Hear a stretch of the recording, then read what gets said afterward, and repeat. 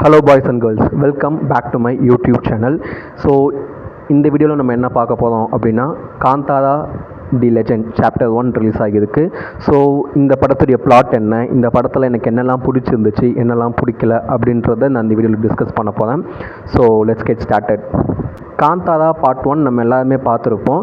So எந்த ஒரு சத்தமும் எந்த ஒரு எக்ஸ்பெக்டேஷனுமே இல்லாமல் அந்த படம் வந்து நார்மலாக ரிலீஸ் ஆச்சு. பட் ரிலீஸ் ஆனதுக்கு அப்புறமேட்டு அந்த படத்துக்கு நல்ல வரவேற்பு கிடச்சிது. கிரிட்டிக் வைஸாகவும் சரி, பாக்ஸ் ஆஃபீஸ் கலெக்ஷனாகவும் சரி, ரொம்பவே வந்து அந்த படம் பேசப்பட்டுச்சு.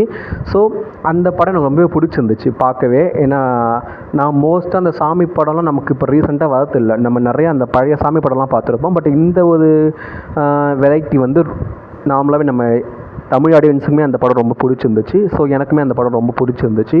அண்ட் தென் அந்த படம் முடிச்சுட்டு இந்த படத்துக்கு வந்து பார்ட் 2 எடுக்க போகிறாங்க, அது வந்து இந்த படத்துடைய ப்ரீக்வலாக இருக்கும் அப்படின்னு சொல்கிறப்ப எனக்கு வந்து ஒரு எக்ஸ்பெக்டேஷன் வந்து க்ரியேட் ஆச்சு. ரொம்ப பெருசாக சொல்ல முடியாது, பட் ஒரு க்யூரியாசிட்டி, என்ன காட்டுவாங்க, எப்படி இருக்கும், அந்த கடவுளையே காட்டுவாங்களா, லைக் அந்த மாதிரி ஒரு தாட் ப்ராசஸ் வந்து எனக்கு ஓடிக்கிட்டே இருந்துச்சு. ஸோ அந்த படத்துலேருந்து ஏதாச்சும் போஸ்டர்ஸோ இல்லை டீசர் கட்டில் ரிலீஸ் பண்ணுறப்ப எனக்கு அந்த படத்து மேலே அதுக்கு அந்த க்யூரியாசிட்டி வந்து அதிகமாகிட்டே இருந்துச்சு. ஓகே, நல்லாயிருக்கும் போலியே அப்படின்ற மாதிரி ஒன்று வந்துக்கிட்டே இருந்துச்சு. ஸோ ஒன்ஸ் அந்த படத்துடைய ட்ரெய்லர் கட் ரிலீஸ் பண்ணி நான் பார்த்த உடனே எனக்கு அந்த படத்து மேலே இந்த ஒரு க்யூரியாசிட்டி கொஞ்சம் அதிகமாச்சு. ஏன்னா ட்ரெய்லர் கட் பார்க்கவே ரொம்ப கிராண்டியதாக ரொம்பவே சூப்பராக இருந்துச்சு. சவுண்ட் எஃபெக்ட்ஸாக இருக்கட்டும், விஎஃப்எக்ஸு, அந்த கட்ஸு, அந்த ஒரு லைக் அந்த எல்லாமே நல்லா இருந்துச்சு. ஸோ படம் நல்லாயிருக்கும் போலையே, சரி இந்த படத்தை நம்ம தேட்டரில் போய் பார்க்கணும் அப்படின்ற மாதிரி நான் வந்து ஃபிக்ஸ் பண்ணேன். ஏன்னா நான் பார்ட் 1 தேட்டரில் போய் பார்க்கல, ஓடிடியில் தான் பார்த்தேனே. ஸோ பார்ட் 2 ரிலீஸ் ஆன அந்த படம் வருதுன்னு சொல்கிறப்போ எனக்கு வந்து சரி ஓகே நம்ம தேட்டருக்கு போவோம்னு சொல்லி தேட்டரில் போயிட்டு பார்த்தேன். ஸோ தேட்டரில் பார்க்கவே இந்த படம் வந்து ரொம்பவே சூப்பராக இருக்குது. ஸோ நான் அதை சொல்கிறேன், அது என்ன நல்லா இருக்குன்றது சொல்கிறேன். பட் ஆனால் இந்த படத்தை தேட்டரில் பார்த்ததுன்றது ஒன் ஆஃப் த பெஸ்ட் சாய்ஸ்னு நான் நினைக்கிறேன். படத்துடைய பிளாட் என்ன அப்படின்னு பார்த்தோம் அப்படின்னா, நம்ம பார்ட் 1 எல்லாருமே பார்த்துருப்போம் இல்லையா. பார்ட் 1 வந்து அதாவது ஸ்டார்ட் பண்ண கொஞ்சம் சீன்லேயே வந்து சிவாவுடைய அப்பா, ஹீரோவுடைய அப்பா போயிட்டு மோட்ச நிலை அடைஞ்சிடுவார் இல்லையா, போய் மறைஞ்சு போயிடுவார், ஒரு இடத்துல போயிட்டு சுற்றி அப்படியே மறைஞ்சிடுவார். ஸோ அதுக்கு மறுநாளோ இல்லைனா அதுக்கு அடுத்த நாளோ இல்லைனா அதுக்கு 1 வீக் கழிச்சியோ எப்பயோ ஆனால் வந்து அந்த சிவா அங்கே இருக்க மக்கள்லாம் வந்து அந்த இடத்துக்கு வராங்க. ஸோ அப்போ சிவா ஒரு கேள்வி கேட்கலாம், இங்கே எப்படி அப்பா இங்கே தான் மறைஞ்சாதா, ஏன் மறைஞ்சாது, எப்படி மறைஞ்சாதுன்னு சொல்லிட்டு அவன் அந்த ஒரு கேள்வி கேட்கலாம். அந்த கேள்விக்கு பதிலாக ஒரு ஃப்ளாஷ்பேக் சொல்லப்படுது. அந்த ஃப்ளாஷ்பேக் தான் இந்த மொத்த படத்துடைய கதையே. அந்த ஃப்ளாஷ்பேக் என்ன, அதாவது வந்து இந்த காந்தாரா தி சாப்டர் 1 அதுடைய அந்த ஃபுல் ஸ்டோரி, அந்த ஃபுல் பிளாட் லைன் என்னன்னு பார்த்தோம் அப்படின்னா, ரொம்ப வருஷத்துக்கு முன்னாடி, ரொம்ப வருஷத்துக்கு முன்னாடி, அது என்ன வருஷம் கூட தெரியல, ஆனால் ரொம்ப அந்த கடம்பா டைனஸ்டி அந்த ஒரு காலகட்டம். ஸோ அந்த காலகட்டத்தில் இந்த கதை நடக்குது. எந்த இடத்துல நடக்குது அப்படின்னா, காந்தாரா அப்படின்ற ஒரு வனப்பகுதிக்குள்ளே நடக்கிற ஒரு கதையாக தான் இந்த படம் காட்டப்படுது. காந்தாரா அப்படின்னாலே மீனிங் வந்து ஒரு அடர்ந்த காடு இல்லைனா வந்து மிஸ்டீரியஸான காடுன்றது தான் வந்து மீனிங்காகவே இருக்குது. ஸோ அதுக்கேற்ற மாதிரி பார்ட் 1லையும் அந்த கதை வந்து காட்டில் தான் நடக்கும். இந்த பார்ட் 2 இந்த சாப்டர் 1மே வந்து ஒரு காட்டுக்குள்ளே தான் நடக்குது. ஸோ காந்தாரா வனப்பகுதி, அந்த வனப்பகுதிக்குள்ளே நிறைய மக்கள் வந்து வாழ்ந்துக்கிட்டு இருக்காங்க. அவங்க வந்து அந்த வனப்பகுதியுடைய ஒரு சொந்தக்காரங்க மாதிரி, இல்லைனா அந்த அந்த அந்த அந்த பூர்வீகமே அவங்களுக்கு தான்ன்ற மாதிரி அவங்க வாழ்ந்துக்கிட்டு இருக்காங்க. அந்த இடத்துல அவங்க வழிபடுற ஒரு சாமி இல்லைனா அவங்கள ஒரு ப்ரொடெக்ட் பண்ணுற ஒரு காடுனா தான் இந்த குலிகா அண்ட் பஞ்சுவலி சாமிலாம் வந்து காட்டப்படுது. ஸோ இன்னொரு பக்கம் பார்த்தோம் அப்படின்னா, பங்காரா அப்படின்னு ஒரு கிங்டம் இருக்குது. ஸோ அந்த கிங்டம் வந்து என்ன பண்ணுறாங்க அப்படின்னா, எல்லாத்தையுமே கைப்பற்றினாலுமே அவங்களால இந்த காந்தாரா வனப்பகுதியை வந்து ஜென்ரேஷனாகவே வந்து கைப்படுத்தவே முடியல. ஏன் அப்படின்னா அவங்ககிட்ட அந்த காட் ப்ரொடக்ஷன் இருக்குன்றதால அவங்களால அதை கையகப்படுத்தவே முடியல.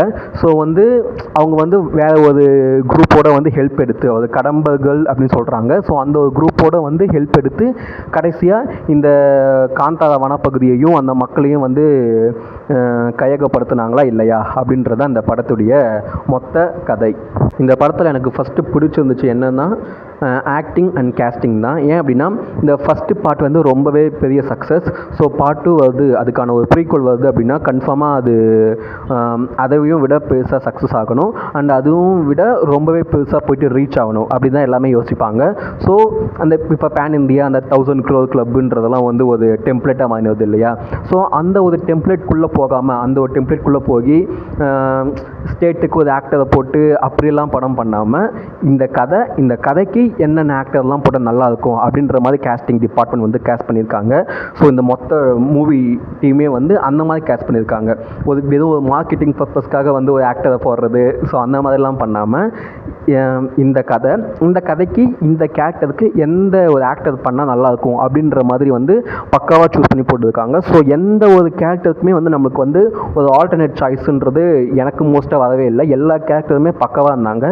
ஸோ அவங்களுடைய ஆக்டிங் பர்ஃபார்மன்ஸுமே வந்து ரொம்பவே சூப்பராக இருந்துச்சு. குறிப்பாக சொல்லணும்னா ரிஷப் ஷெட்டி. ஸோ அவங்களுடைய பர்ஃபார்மன்ஸ் நம்ம பார்ட் 1லே பார்த்துட்டோம். ஸோ அந்த கிளைமேக்ஸில் அவங்க பர்ஃபார்மன்ஸு எல்லாமே வந்து சூப்பராக இருந்துச்சு. ஸோ இந்த படத்துலையுமே அவங்களுடைய பர்ஃபார்மன்ஸ் வந்து ரொம்பவே சூப்பராக இருக்குது. ஸோ கிளைமேக்ஸ்லேயே இருக்கட்டும் அண்ட் இன்டர்வல் சீன் அந்த ஒரு இன்டர்வல் பிளாக்காக இருக்கட்டும், ஸோ எல்லா இடத்துலையுமே அவங்களுடைய பர்ஃபார்மன்ஸ் அவங்களுடைய அந்த ஒரு எப்படி சொல்கிறது அவங்கள பார்க்குறப்பவே இந்த படத்தில் ஒரு மாதிரி நல்லா இருக்குது, ஜாலியாக இருக்குது. அண்ட் அவங்களுடைய அந்த ஒரு ஃபிசிக்லாம் பார்க்குறப்போ தெரியுது எந்த அளவுக்கு இந்த படத்துக்காக மெனக்கட்டு இருக்காங்கன்னு சொல்லிட்டு ரிஷப் ஷெட்டியை பார்க்குறப்பவே தெரியுது. அண்ட் தென் வந்து ருக்மிணி வசந்த். ஸோ அவங்க வந்து கனகவதி அப்படின்ற கேரக்டர் வந்து ப்ளே பண்ணியிருக்காங்க. ஸோ ராஜாவுடைய ஒரு பொண்ணு அந்த மாதிரி ஒரு கேரக்டர் பண்ணியிருக்காங்க. ஸோ நம்ம ட்ரெயிலர் பார்க்கறப்பே தெரிஞ்சிருக்கும் அவங்க வந்து ஒரு ராஜா வம்சத்தை சேர்ந்தவங்க அப்படின்ற மாதிரி. ஸோ அவங்களுடைய கேரக்டர் செமையாக இருக்குது. அவங்களுடைய பர்ஃபார்மன்ஸுமே ரொம்ப நல்லா இருந்துச்சு. ஸோ அண்ட் எனக்குமே அதான் இப்போ எல்லாருமே அவங்களுக்கு வந்து ஒரு எல்லாருமே வந்து அவங்கள வந்து ஒரு க்ரஷ்ஷாக பார்க்குறாங்க இல்லையா. ஸோ எனக்குமே வந்து அந்த ட்ரைலர் கட்டில் பார்க்கறப்பவே தெரிஞ்சது அழகாக இருக்காங்களே அப்படின்னு. ஏன்னா நான் அதுக்கு முன்னாடியே சப்த சாகடச்ச எல்லோன்னு இந்த 7 கடல் தாண்டின்னு சொல்லிட்டு ஒரு படம் இருக்கு இல்லையா, அந்த படத்தில் நான் அவங்கள பார்த்துருக்கேன். பட் ஆனால் அந்த அளவுக்கு ஒரு பெருசாக தோணுது கிடையாது. பட் இந்த படத்தில் பார்க்குறப்போ இந்த ட்ரெயிலர் கட்டில் பார்க்குறப்போ நல்லா இருந்துச்சு. ஸோ இந்த படத்துலையுமே அவங்கள காட்டின விதம் ரொம்பவே அழகாக தான் இருந்துச்சு. அவங்களுடைய பர்ஃபார்மன்ஸுமே ரொம்ப நல்லா இருந்துச்சு. அண்டு அவங்களுடைய கேரக்டரில் வந்து ஒரு ரிவீலிங் செக்ஷன் இருக்குது. ஸோ அதெல்லாமே வந்து ரொம்பவே சூப்பராக இருந்துச்சு. அண்ட் தென் வில்லனாக பண்ண குல்ஷன் தேவையா கேரக்டர். ஸோ அவங்களுடைய கேரக்டருமே ரொம்பவே சூப்பராக இருந்துச்சு. அண்டு அவங்கள பார்க்குறப்போ ஒரு மாதிரி ஒரு சீன்லலாம் பார்க்குறப்போ அவங்க இரிட்டேட்டிங்கான ஒரு கேரக்டர் மாதிரி தான் வந்து பட்டுச்சு. ஸோ அவங்களுடைய கேரக்டருமே ரொம்ப நல்லா இருந்துச்சு. அண்ட் தென் ஜெயராம் சார் அவருடைய பர்ஃபார்மன்ஸுமே நல்லா இருந்துச்சு. ஸோ ஓவராலாகவே வந்து கேஸ்டிங் பண்ண விதம் எந்தெந்த கேரக்டருக்கு யாது ஸோ அந்த மாதிரி வந்து சூஸ் பண்ணி போட்டது எல்லாமே வந்து செமையாக இருந்துச்சு. எல்லாமே அவங்களுடைய அந்த பர்ஃபார்மன்ஸை வந்து கரெக்டாக அந்த கேரக்டர் இவங்க தான் அப்படின்ற மாதிரி தான் வந்து கொடுத்துருக்காங்களே. ஸோ அது செமையாக இருந்துச்சு. Next music including songs and BGM and visuals including cinematography, VFX, so CGI எல்லாமே தான் சேர்த்து சொல்கிறேன். ஸோ இந்த படத்தில் விஷுவல் பார்க்கறதுக்கு எப்படி இருக்குது அப்படின்னா செமையாக இருக்குது, ரொம்ப ரொம்ப சூப்பராக இருக்குது.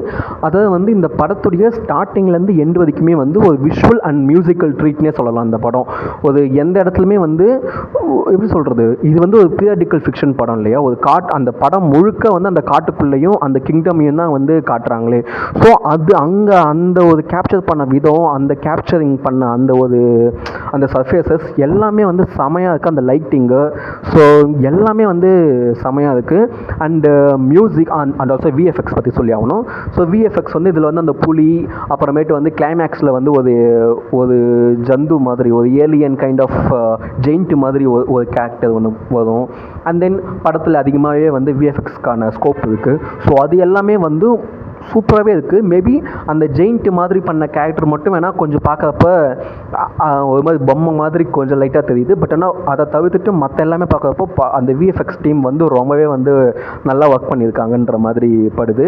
ஸோ அதான் அந்த விஷுவலாக பார்க்கறதுக்கே அந்த படம் வந்து விஷுவல் ட்ரீட்னே சொல்லலாம். ஒவ்வொரு சீனு ஒவ்வொரு அந்த ஒரு ஃப்ரேம் பை ஃப்ரேம் அந்த விஷுவல்ஸ் வந்து அவ்வளோ சூப்பராக நீட்டாக க்ளீனாக அந்த கதைக்கான உயிரோட்டமாகவே வந்து அந்த விஷுவல்ஸ் வந்து இருக்குது. And then music Rajneesh Loganath தான் வந்து பண்ணியிருக்காரு. ஸோ வந்து ஆல்ரெடி மகாராஜா படத்துக்கு வந்து பண்ணியிருப்பாரு. ஸோ மகாராஜா படத்தில் எனக்கு பிஜிஎம் அண்ட் பாட்டெலாம் நல்லாயிருக்கும். இந்த படத்துலையுமே பாட்டு அண்ட் பிஜிஎம் கன்ஃபார்மாக சொல்லி ஆகணும். அது சூப்பர். அது எந்த அளவுக்கு வந்து ஒர்க் பண்ணியிருக்காதுன்னு நல்லாவே தெரியுது. இந்த படத்துக்காக அவர் மேபி நிறைய ரிசர்ச் நிறைய சவுண்ட்ஸ்லாம் இந்த படத்தில் கேட்ட அந்த சவுண்ட்ஸ் எல்லாமே இப்போ நம்ம தமிழ் சினிமா ஆடியன்ஸை நம்ம ரீசெண்டாக இந்த மாதிரி பாட்டெல்லாம் கேட்டே ரொம்ப நாள் ஆகுதோ அப்படின்ற மாதிரி வந்து ஃபீல் பண்ண வச்சது. ஸோ அந்த மாதிரியான சவுண்ட்ஸு குறிப்பாக வந்து ஒரு சிவன் சாங் ஒன்று வருது இந்த படத்தில் வந்து ஒரு சிவன் போர்ஷன் ஒன்று வருது. அப்போ அந்த இடத்துல ஒரு சாங் வருது. அந்த சாங்கு அதை கோரியோகிராஃப் பண்ண விதம் அண்ட் ஆல்சோ அதை சினிமோட்டோகிராஃப் பண்ண விதம் அதெல்லாம் சூப்பர். அண்ட் தென் கிளைமேக்ஸில் வர சவுண்ட்ஸு, அது மாதிரி ஒரு லவ் சாங் ஒன்று அது, அண்ட் தென் ரிபிள் சாங்குன்னு சொல்லிட்டு ஒன்று அது. ஸோ எல்லா பாட்டுமே சரி, பிஜிஎம்மே சரி, எல்லாமே சூப்பராக இருக்குது. அண்டு சவுண்டே வந்து ஒரு தமிழ் ஆடியன்ஸாக சொல்கிறேன், நான் கேட்குறப்ப புதுசாக ரொமாலிக்கு அப்புறமேட்டு இந்த மாதிரி சவுண்ட்ஸ்லாம் கேட்குற மாதிரி எனக்கு ஃபீல் ஆகுது. ஸோ மியூசிக்கும் விஷுவலும் இந்த படத்துக்கு வந்து ஒரு எப்படி சொல்கிறது, டுகெதராகவே இருக்குது, ஒன்றா இணைஞ்சே வந்து இந்த படம் ஃபுல்லாக படத்துடைய அந்த ஹொம்பாலே ஃபிலிம்ஸ் அப்படின்ற அந்த லோகோ போட்டு மறையுது இல்லையா, அதுலேருந்து அப்படியே மியூசிக் ஸ்டார்ட் ஆகுது. அதுலேருந்து படம் முடிகிற வரைக்கும் அந்த விஷுவலும் மியூசிக்கும் வந்து கை கோத்துக்குனே தான் வந்து நடக்குது. ஸோ அந்தளவுக்கு வந்து ஒர்க் பண்ணியிருக்காங்க. Super. Costumes and fight choreography. Costume வந்து இந்த படத்துக்கு ஒர்க் பண்ணது யாருன்னா ரிஷப் ஷெட்டியோடைய ஒய்ஃப் தான் ஒர்க் பண்ணியிருக்காங்களே. ஸோ இந்த படம் அதே தான் பீரியாடிக்கல் ஃபிக்ஷன் சொல்கிறப்போ இது அந்த கடம்பா டைனஸ்டி அந்த காலகட்டத்தில் நடக்கிற ஒரு கதை அப்படின்றப்போ அந்த ட்ரைபல் பீப்புளுக்குன்னு ஒரு சில காஸ்டியூம்ஸ் இருக்கும் அண்ட் ராஜாக்குன்னு சில காஸ்டியூம்ஸ் இருக்கும் இல்லையா. ஸோ அது எல்லாமே அந்த காஸ்டியூம்ஸ்லேருந்து அந்த மேக்கப்லேருந்து அந்த அவங்க போட்டுருக்க அந்த ஜுவல்ஸு, அவங்களுடைய ஆர்னமெண்ட்ஸு எல்லாமே, அப்போ அந்த யூஸ் பண்ண அந்த ஒரு லைக் ப்ராடக்ட், அவங்களுடைய இந்த கத்தி, ஸோ இது எல்லாமே வந்து செமையாக இருந்துச்சு. குறிப்பாக அவங்களுடைய காஸ்டியூம்ஸ் வந்து, ஏன்னா இந்த மாதிரி பீரியாடிக்கல் ஃபிக்ஷன் படத்துக்கு வந்து காஸ்டியூம் வந்து ஒரு மிகப்பெரிய விஷயம் இல்லையா. அப்போ ஏன்னா நம்ம நம்பவே முடியும் இது இந்த காலகட்டத்தில் நடக்கிற ஒரு கதை அப்படின்னு சொல்லிட்டு. ஸோ அவங்க அந்த யூஸ் பண்ண அந்த பொருள், அவங்க அந்த ட்ரெஸ்ஸு எல்லாமே வந்து செம்மையாக ஒர்க் பண்ணியிருக்காங்க. And then fight choreography. இந்த படத்தில் வந்து எல்லா ஃபைட் சீன்ஸுமே நல்லா இருக்குது அண்ட் நிறைய ஃபைட் ஸ்டன்ட்ஸ் வந்து யூனிக்காக இருக்குது. இப்போ வந்து இதில் சில ஃபைட் ஸ்டன்ட்ஸ்லாம் வந்து கொஞ்சம் ஓவர் த டாப்பாக தான் இருக்குது. ஒரு மாதிரி அடிச்சு இந்த தெலுங்கு படத்தில் காட்டுவாங்க அந்த மாதிரி தான் இருக்குது. பட் ஆனால் நம்மளால் நம்ப முடியுது. ஏன் அப்படின்னா இதில் வந்து அந்த டிவைன் கனெக்ஷன் இருக்குல்ல, இந்த சாமி கனெக்ஷனை கொண்டு வந்ததால் அந்த சாமி வந்து அவர் அடிக்கிறப்போ ஓகே இது பவர் தானே, சாமியோட பவர் இருக்கிறதுனால இப்போ ஈஸியாக சண்டை போடலாம், அது என்னென்ன பண்ணலாம் அப்படின்ற மாதிரி தானே. ஸோ அந்த இன்டர்வல் பிளாக்கில் ஒரு ஃபைட் சீன் ஒன்று வருது, அது சூப்பராக இருந்துச்சு. அண்டு ஃபஸ்ட்டு இன்ட்ரடக்ஷன் சீன்லேயே வந்து ஒரு காட்டுக்குள்ளே ஒரு ஃபைட் சீன் நடக்கும், அது நல்லா இருந்துச்சு. அண்ட் தென் ராஜவீதியில் வந்து ஒரு இன்டென்ஸான ஃபைட் சீன்னு சொல்ல முடியாது, ஒரு காமெடியான ஒரு ஃபைட் சீன் தான், அது நல்லா இருந்துச்சு. அண்ட் தென் வந்து இன்டர்வல் பிளாக்கில் வந்த ஒரு ஃபைட் சீன், நெக்ஸ்ட் வந்து அந்த கடம்பர்களோட அவங்க சண்டை போடுற அந்த ஒரு ஃபைட் சீனு, நெக்ஸ்ட் வந்து ப்ரீ கிளைமேக்ஸ் அண்ட் கிளைமேக்ஸ், இது ரெண்டுத்துலையுமே அந்த ஒரு ஃபைட் சீனு எல்லாமே வந்து சூப்பராக இருந்துச்சு. அதை வந்து விஷுவலைஸ் பண்ண விதமுமே வந்து ரொம்பவே சூப்பராக இருந்துச்சு. ஸோ ஃபைட் மாஸ்டர் வந்து ரொம்பவே நல்லா பண்ணியிருந்தாங்க. ஃபைட் மாஸ்டர் நேம் யாருன்னா டோடர் லசாரோவ், நான் நோட் பண்ணி தான் வச்சு சொல்கிறேன், டோடர் லசாரோவ். நான் கரெக்டாக ப்ரொனவுன்ஸ் பண்ணுறேன்னு என்னன்னு தெரியல, பட் ஆனால் அவங்களுடைய அந்த ஒர்க்கு ரொம்பவே நல்லா இருந்துச்சு. எனக்கு ஃபைட் வந்து இந்த படத்தில் வந்து பார்க்கறதுக்கு வந்து எனக்கு ரொம்பவே பிடிச்சிருந்துச்சு. குறிப்பாக எனக்கு ரொம்ப பர்சனலான ஒரு ஃபேவரட் ஃபைட் சீன்லாம் எது வந்துச்சுன்னா இன்டர் பிளாக் அப்போது வர அந்த ஒரு ஃபைட் சீனும், நெக்ஸ்ட் வந்து கிளைமேக்ஸில் வர ஃபைட் சீனும், நெக்ஸ்ட் வந்து இந்த கடம்பர்களோட சண்டை போடுற அந்த ஒரு ஃபைட் சீனு சூப்பராக இருந்துச்சு. Next dialogues. இந்த படத்துக்கு வந்து 3 ரைட்டர்ஸ் வந்து ஒர்க் பண்ணியிருக்காங்க. ஒன்று வந்து ரிஷப் ஷெட்டி, அனிருத் மகேஷ் அண்டு ஷானில் குரு, இந்த 3 பேர் வந்து இந்த படத்துடைய ரைட்டர்ஸாக ஒர்க் பண்ணியிருக்காங்க. ஸோ நம்ம நிறையாவே பேசுகிறோம் இல்லையா, இந்த ஒரு படம் அப்படின்னாலே ரைட்டர்ஸ் வந்து எந்த அளவுக்கு முக்கியம், ரைட்டர்ஸுடைய பஞ்சம் வந்து நம்மளுடைய தமிழ் சினிமாவிலையும் சரி, ஓவரால் இந்தியன் சினிமாவிலையும் கொஞ்சம் கம்மியாக தான் இருக்குது. ரைட்டர்ஸுடைய அந்த பங்குன்றது அப்படி இல்லைனா அவங்கள அதிகமாக ஹையர் பண்ணுறதுமே ரொம்ப கம்மியாக தான் இருக்குன்ற மாதிரி தான் நம்ம நிறைய சினிமாவை பற்றி பேசுகிறவங்க எல்லாமே அதை தான் சொல்லுவாங்களே. ஸோ இந்த படத்தை வந்து 3 ரைட்டர்ஸ் ஒர்க் பண்ணியிருக்காங்க. ஸோ நான் வந்து ரிஷப் ஷெட்டியுடைய சில இன்டர்வியூஸ்லாம் வந்து பார்த்தேன். ஸோ அதுலேயே அவர் பேசுகிறப்பவே தெரியுது அவர் எந்த அளவுக்கு வந்து ரிசர்ச் பண்ணியிருக்காரு இந்த ஒரு விஷயத்தை. ஏன்னா வந்து இது வந்து சும்மாவும் எடுத்துட முடியாது, ஏன்னா எடுத்துட்டா கேஸ்லாம் போடுவாங்க, எங்கள் கடவுளை தப்பாக காட்டியிருக்காங்க அப்படின்னு சொல்லிட்டு கேஸும் போடுவாங்க. ஸோ அப்போ காட்டுறப்போ எடுக்கிறப்போ ஒழுங்காக காட்டணும், அதே சமயத்தில் யாரையும் ஹர்ட்டும் பண்ணிடக்கூடாது. ஸோ அந்த வகையில் தான் அது ரைட்டே பண்ணணும். ஸோ அந்த வகையில் பார்க்குறப்போ இந்த படத்தில் ரைட்டிங் வந்து ரொம்பவே ஸ்ட்ராங்கான ஒன்று, ரொம்பவே ஒரு சாலிடாகவே இருந்துச்சு. அண்ட் தென் டைலாக்ஸ், இந்த படத்தில் வந்து நிறைய டைலாக்ஸ் வந்து எனக்கு பிடிச்சிருந்துச்சு. குறிப்பாக வந்து ரிஷப் ஷெட்டி பெல்மி கேரக்டர் வந்து ராஜா கிட்ட பேசுகிற அந்த ஜெயராம் கேரக்டர்கிட்ட வந்து பேசுகிற அந்த ஒரு சீக்வன்ஸ் ஒன்று வரும். ஸோ அப்போது அதில் வந்து ஒரு கைண்ட் ஆஃப் பாலிட்டிக்ஸ் இதுக்கு அங்கங்கே சில டைலாக்ஸ் வந்து மோஸ்ட்டாக செகண்ட் ஹாஃபில் கொஞ்சம் அங்கங்கே பேசுகிற ஒரு சில டைலாக்ஸ் வந்து கொஞ்சம் அந்த ஒரு பாலிடிக்ஸ் பேஸ் பண்ணி இருக்குது. மற்ற எல்லா டைலாக்குமே இந்த ஸ்பிரிச்சுவலாக வந்து இருக்குது. ஸோ அது எல்லாமே வந்து சூப்பராக பண்ணியிருக்காங்க, சூப்பராக வந்து ஒர்க் பண்ணியிருந்தாங்க. ஸோ அது எனக்கு ரொம்பவே பிடிச்சிருந்துச்சு. நெக்ஸ்ட்டு வந்து லிரிக்ஸு, நான் அதை நோட் பண்ண மறந்துட்டேன். லிரிக்ஸு அது மியூசிக்குன்னு சொல்கிறப்ப நான் சொல்லியிருக்கணும், பட் மறந்துட்டேன். இதுக்கு வந்து லிரிக்ஸ் வந்து மதன் கார்கி அண்டு பழனி பாரதி எழுதியிருக்காங்க. ஒரு பாட்டு வந்து பழனி பாரதி எழுதியிருக்காரு, இன்னொரு அந்த சிவன் பாட்டு வந்து இவங்க எழுதியிருக்காங்க, மதன் கார்கி சார் எழுதியிருக்காரு. இன்னும் 2 பாட்டு இதில் வரும். என்னென்னா அது வந்து ஆனால் பார்ட் 1லே வந்த பாட்டு தான். அந்த வராக ரூபம்னு ஒரு பாட்டும், இன்னொரு பாட்டு வந்து அந்த அதுலேயே ஒரு பார்ட் 1ல் ஒரு ஜெயிலில் இருக்கிறப்ப ஒரு பாட்டு வரும் இல்லையா, அந்த ஒரு பாட்டு வரும் இல்லையா, அந்த பாட்டும் வந்து இதில் யூஸ் பண்ணியிருக்காங்க. ஸோ அது 2 தவிர்த்து பார்த்துட்டோம் அப்படின்னா மீதி 2 பார்த்து இந்த படத்துக்குன்னு புதுசாக போட்ட பாட்டு அந்த லவ் சாங் 1. ஸோ லிரிக்ஸ் எல்லாமே வந்து ரொம்ப நாளைக்கு அப்புறம் ஃபுல் தமிழ் லிரிக்ஸை வந்து கேட்குற மாதிரி எனக்கு ஃபீல் ஆச்சு. ஏன்னா ஆனால் இந்த படத்துக்குன்னு சொல்கிறப்போ ஃபுல்லாக தமிழை தான் எழுதி ஆகணுன்றதும் ஒன்று. ஏன்னா இந்த படத்தில் போய்ட்டு இங்கிலீஷ் வேர்டோ இல்லைனா வந்து மற்ற லாங்குவேஜ் வேர்டெல்லாம் யூஸ் பண்ணாலும் நல்லாவும் இருக்காது. அண்ட் இந்த படத்துலேயே சில போர்ஷன் வந்து அந்த துளுன்னு நினைக்கிறேன் அந்த லாங்குவேஜ். ஸோ சில லிரிக்ஸ் இல்லை சில டைலாக்ஸில் மட்டும் துளுலே விட்டுருக்காங்க. ஸோ அதுவும் வந்து நல்லா தான் இருந்துச்சு பார்க்க. அண்ட் மோஸ்ட்டாக லிரிக்ஸ் அதை சொல்ல மாட்டேன், அது நல்லா இருந்துச்சு, நல்லா எழுதியிருக்காங்க. இந்த படத்தில் நெகட்டிவ்ஸ்னு பார்த்தா 2 இருக்குது எனக்கு. ஃபஸ்ட்டு என்ன அப்படின்னா ஹியூமர் பாட்டு. இப்போ வந்து ஃபஸ்ட் ஹாஃபில் அந்த ராஜ வீதியில் நடக்கிற அந்த ஒரு சீன்லாம் வந்து இருக்கும். அந்த இடத்துல காட்டின அந்த ஹியூமர் பாட்டெலாம் நல்லா இருந்துச்சு. அந்த ஹியூமர் சீன்ஸ்லாம் அந்த டைலாக் எல்லாமே நல்லா இருந்துச்சு. ஓவராலாக ஃபஸ்ட் ஹாஃபில் வந்த டைலாக்லாம் அந்த ஹியூமர் பாட்டு அந்த ஹியூமர் டைலாக்ஸ்லாம் நல்லா இருந்துச்சு. பட் செகண்ட் ஹாஃபில் வந்து படம் வந்து ஒரு மாதிரி இன்டென்ஸாக போகுது. அந்த இடத்துல ஒரு வார் சீன் ஒன்று வருது. அந்த இடத்துல போய்ட்டு ஒரு காமெடியெல்லாம் வந்து வச்சுருந்தாங்க. அது வந்து எனக்கு கொஞ்சம் ஒரு மாதிரி நல்லாவே இல்லை. அது ஏன் பண்ணாங்க? இப்போ பார்ட் 1லேயுமே சொல்லப்போனால் த்ரூ அவுட்டாக நிறைய காமெடிஸ் இருக்கும் தான். பட் ஆனால் அந்த படத்துக்கு அந்த தீம்க்கு அது ஓகே தான்ற மாதிரி இருந்துச்சு.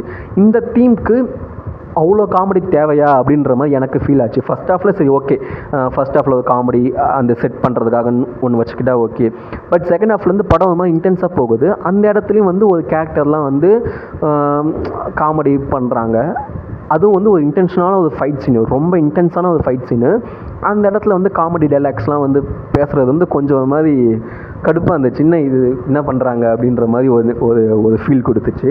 அண்ட் நெக்ஸ்ட்டு என்ன அப்படின்னா, இது நான் நெகட்டிவ்னு சொல்ல மாட்டேன், இது எனக்கு என்னன்னு தெரியல. ஃபஸ்ட்டு இது எனக்கு டவுட்டுன்னு சொல்வேன். என்னென்னா பார்ட் 1 இது வந்து ப்ரீக்வல்னு சொல்கிறாங்க. அதாவது வந்து காந்தாரா பார்ட் 1 நடந்ததுலேருந்து இது வந்து ப்ரீக்வல் அப்படின்னு சொல்கிறப்போ அந்த டைமில் நிறைய மனுஷங்க வேறு மனுஷங்களாக தானே இருப்பாங்க.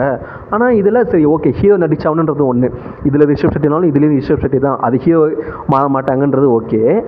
ஆனால் ஒரு சில கேரக்டர்ஸ் அவங்களாம் வந்து இந்த படத்துலையுமே இருக்காங்க. பார்ட் 1ல் வந்தவங்க பார்ட் 2லேயுமே இருக்காங்க, இந்த சாப்டர் 1லேயுமே இருக்காங்க.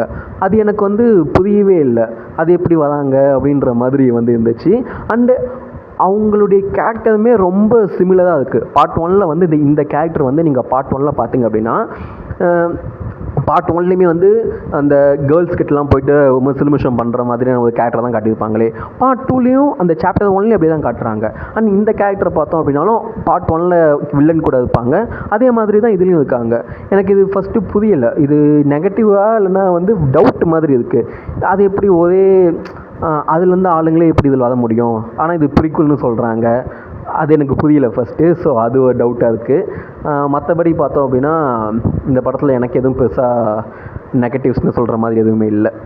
ஸோ ஓவராலாக இந்த படம் வந்து எனக்கு ரொம்பவே பிடிச்சிருக்கு, ரொம்பவே சந்தோஷமாக இருந்துச்சு. இந்த படம் நான் பார்த்து முடிச்சுட்டு வெளியே வரும்போது ரொம்பவே ஃபுல் ஹார்ட்டடாக வந்து நான் வெளியே வந்தேன். ஸோ இந்த படம் ஓவராலாகவே பார்க்குறப்போ Rishabh Shetty and also the full movie team, இந்த படத்தில் ஒர்க் பண்ணவங்க, இந்த படத்துக்காக ஹையர் பண்ணப்பட்டவங்க எல்லாருமே வந்து செட் டிபார்ட்மெண்ட், சாரி அவங்கள சொல்ல வந்துட்டேன், ஆர்ட் டிபார்ட்மெண்ட்டு, ஸோ அதெல்லாம் செமையாக இருந்துச்சு. ஐயோ சொல்ல வந்துட்டேன், ராஜா அந்த ஒரு கிங்டம் செட்டப்பாக இருக்கட்டும், இந்த பக்கம் அந்த மலை மலைவாழ் மக்களுடைய அந்த ஒரு செட்டப்பாக இருக்கட்டும், எல்லாமே வந்து சூப்பராக இருந்துச்சு.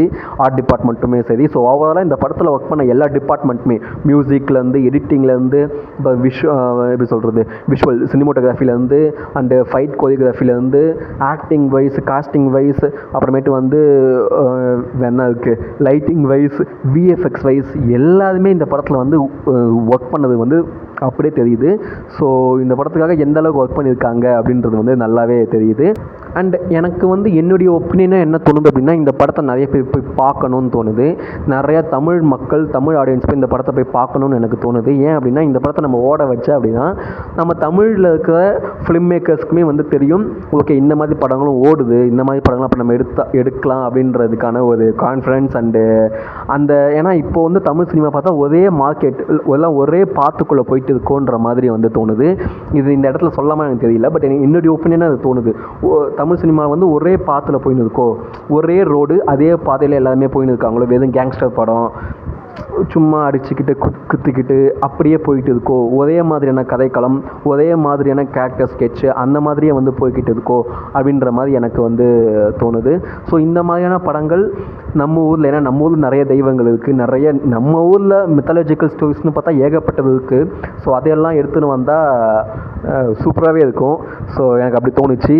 ஸோ உங்களுக்கு என்ன தோணுச்சுன்றதை கீழே கமெண்ட் பண்ணுங்கள். நீங்கள் ஆல்ரெடி இந்த படம் பார்த்துட்டிங்க அப்படின்னா உங்களுக்கு இந்த படம் எப்படி இருந்துச்சு, உங்களுக்கு என்னெல்லாம் பிடிச்சிது, உங்களுக்கு என்னெல்லாம் பிடிக்கல, அண்டு இப்போ அது இந்த மாதிரி தமிழ் சினிமாலாம் வந்தால் எப்படி இருக்கும், அந்த மாதிரிலாம் வந்து சில விஷயங்கள் கீழே கமெண்ட் செக்ஷனில் டிஸ்கஸ் பண்ணுங்கள்.